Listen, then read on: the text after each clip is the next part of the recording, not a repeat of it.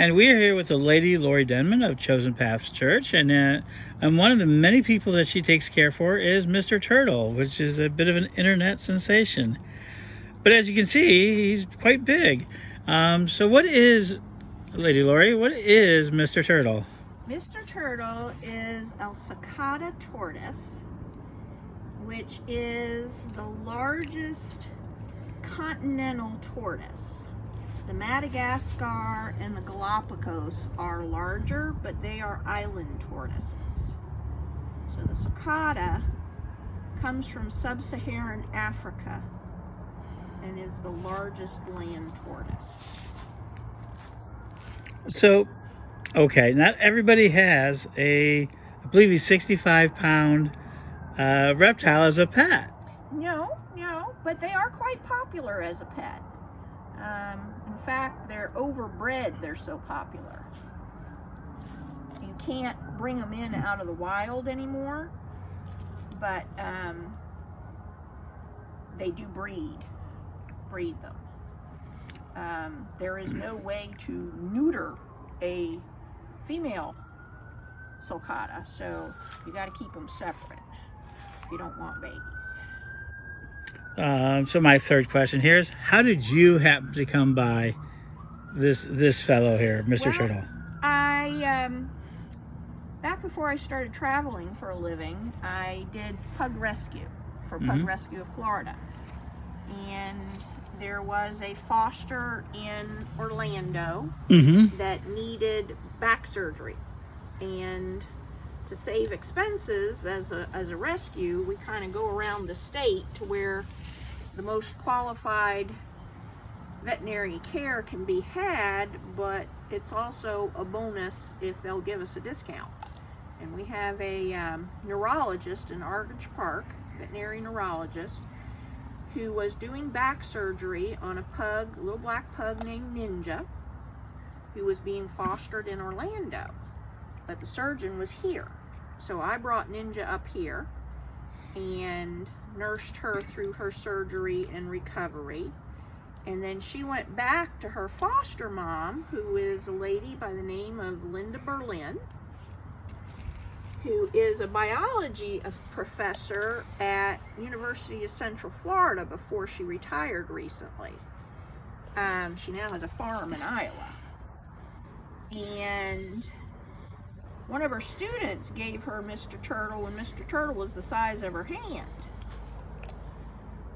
Now, Linda and her husband are avid gardeners, and I'm assuming that they did not have any kind of enclosure for Mr. Turtle, because the complaint was that he was forever digging up their garden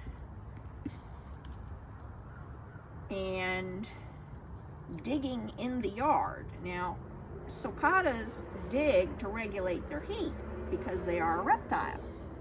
So they will dig down in the winter to use the earth as insulation, and they'll dig down in the summer to cool themselves.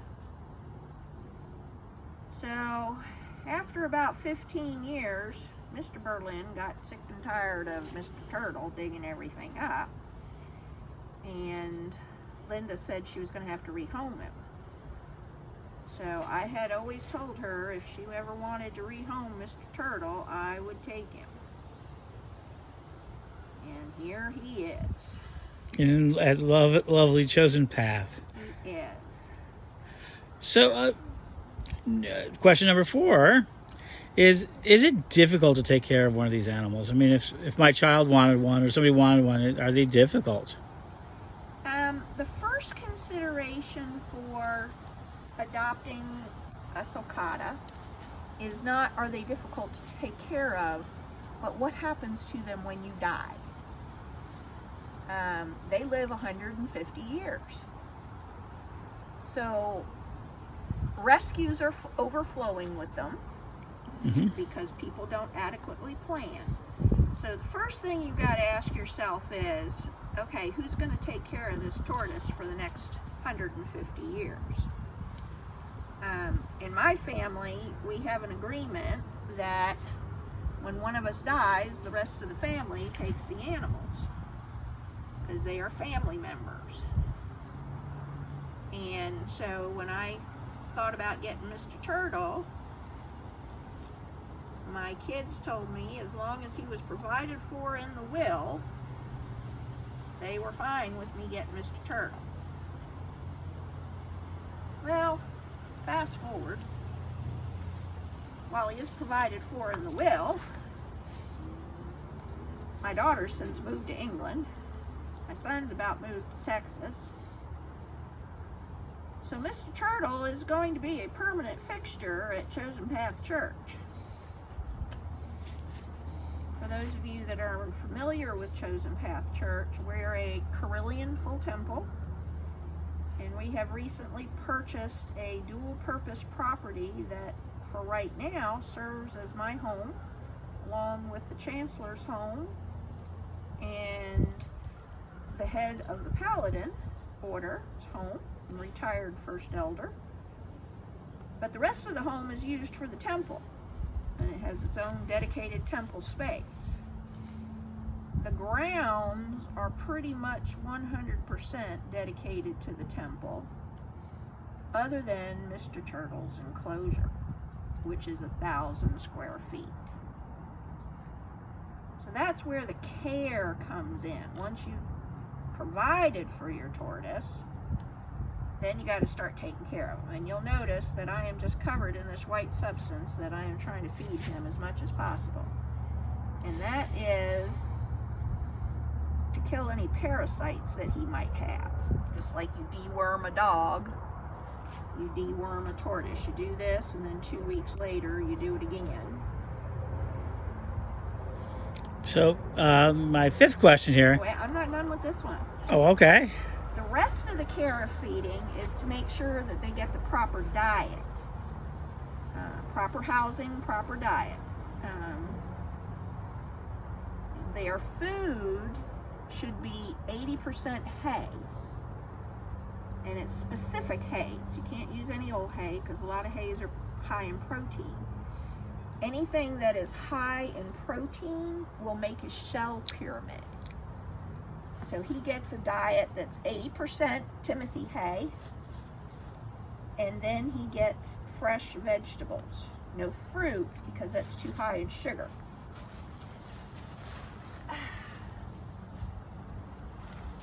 So he eats zucchini, he eats squash, no cabbage, because that's too much gas.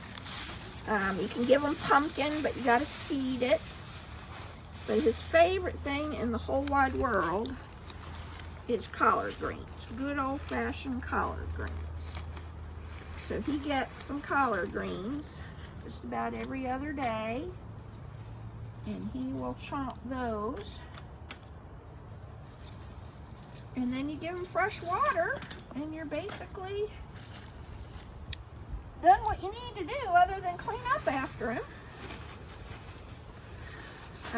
We use the clean it up after him. We use that in our garden beds. We have a community garden at Chosen Path Church.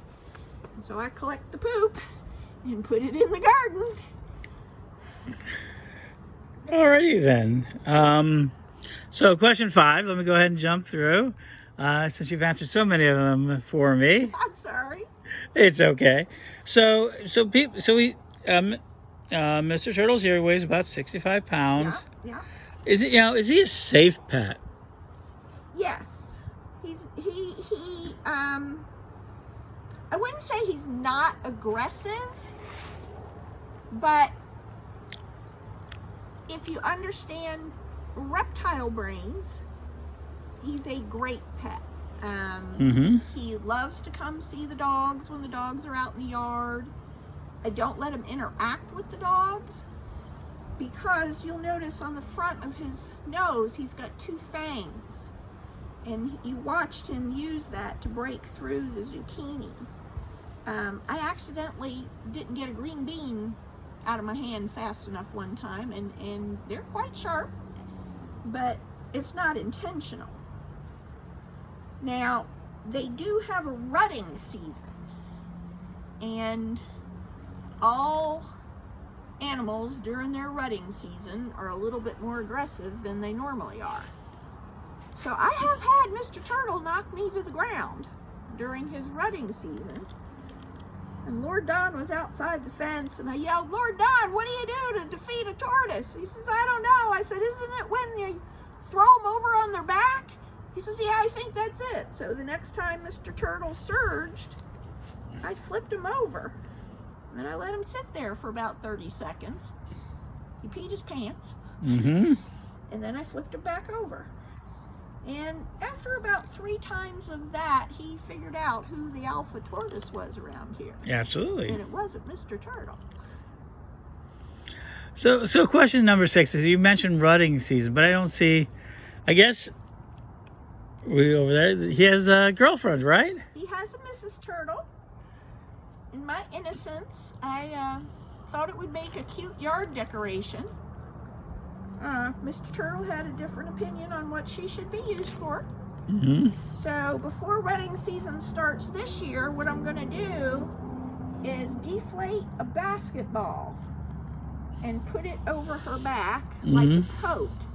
Because what he was doing was rubbing his bottom shell on Mrs. Turtle and ruining his shell. So I've tried gluing bath mats on her. I've tried carpet on her, but it all seems to peel off. So this year I'm going to try a basketball with arm legs that I can put her arms through and see if that will work. You know, this is year 6 of me having Mr. Turtle, so eventually I'll find something that will stay on Mrs. Turtle's back. There you go. If anybody's got any suggestions, I'm all ears. Mm-hmm. So question number, I believe, 7. You've been taken care of and everything else. So as it being part of your life, how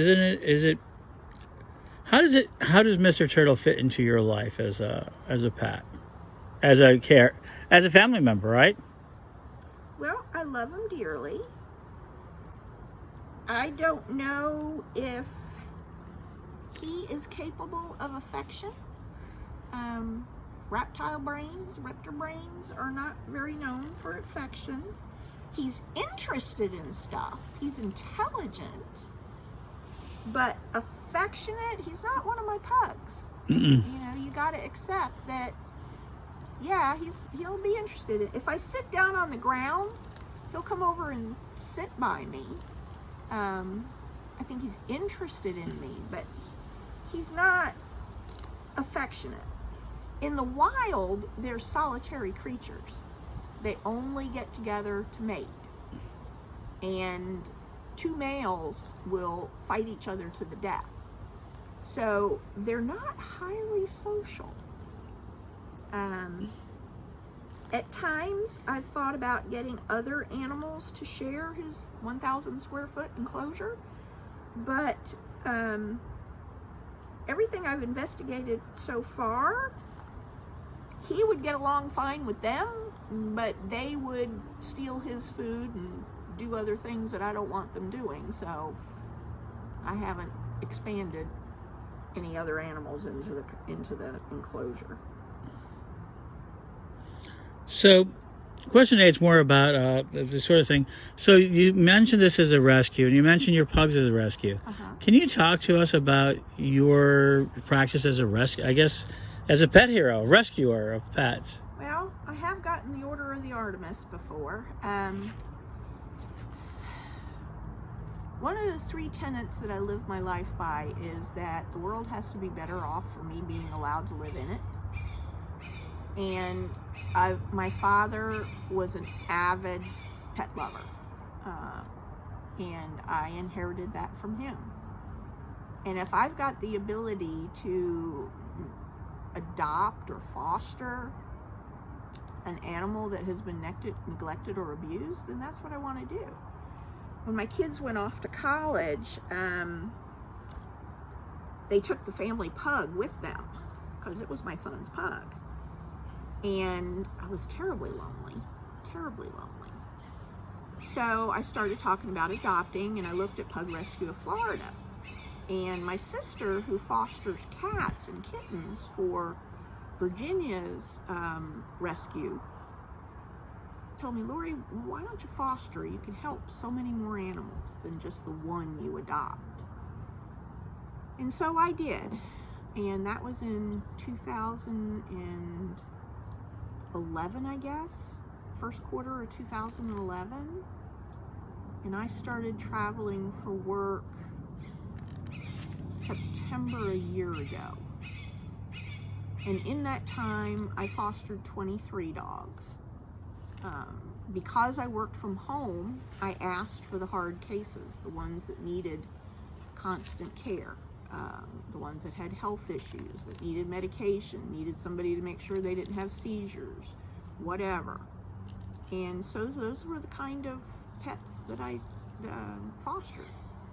Of those 23, 5 of them went over the Rainbow Bridge. No, excuse me, 8 of them went over the Rainbow Bridge. 5 of them I adopted, one at a time. As one would pass away, I would adopt another one of the fosters. And the rest were rehabilitated and found loving forever homes. So I'm quite pleased with that track record. But even if you don't want to open up your home to a rescue, there's so much you can do. Rescues are always looking for transports where take dog from point A to point B so that they can get the best medical care or get to the right foster home or whatever. Reach out to a local rescue. My daughter and I volunteered at the Humane Society when she was in middle school. We'd go in one day a month, and we would wash all the blankets and towels that they used, and we'd clean the puppy room before the doors open, and then we'd work the puppy room all day. So there's always a way that you can give to those that don't have a voice. And to me, rescues don't have a voice. So, that's lovely. That's very lovely put. Question number 9 is that as you're also a spiritual priestess, and so do you think that the care for animals is important for people's spirituality?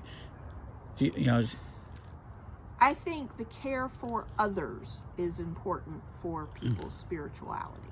Whether the other is a 2-legged, 4-legged, it doesn't matter. But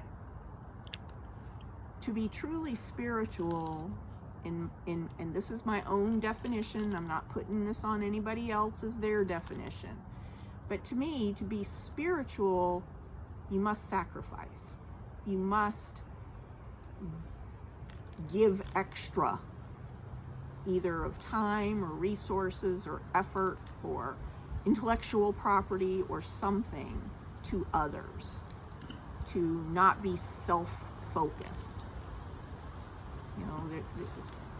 I often said I'd be a great monk because I'd love to learn, but I could not isolate myself from the world like that. I have got to give back to the world. So the last question is, here at Chosen Path, if people want to help you, how can people help you with your missions there? Oh, well, funny you should mention that. Unfortunately, I'm about to lose my job. So a lot of the plans that we had for Chosen Path Church on this property, we have almost an acre, I was going to self-fund. Unemployment doesn't cover that. So we are going to be rolling out some fundraisers. We have been planning this property for probably about 5 years, and we finally found it and closed on it last summer. Since that time, we've got the beginnings of our outdoor altar together. We've got the beginnings of our labyrinth together. We've got the beginnings of our fire circle together. We've got the beginnings of our community garden together. We haven't started on the meditation garden yet. But the congregation's got a lot of plans that they would like to do. This is not the first time I've lost my job. Back in, I guess it was about 4 years ago now, I got laid off from Bank of America after 40 years because I was not in one of the hubs that they were going to establish. And they gave us access to outsourcing, outsource training, outsource job help, looking your resume over, helping you decide what you're going to do. And one of the classes that I took with them was a class that made you stop and think about what you really wanted to do now that you had this opportunity. Did you want to start your own business? Did you want to try a different career? Did you want to retire?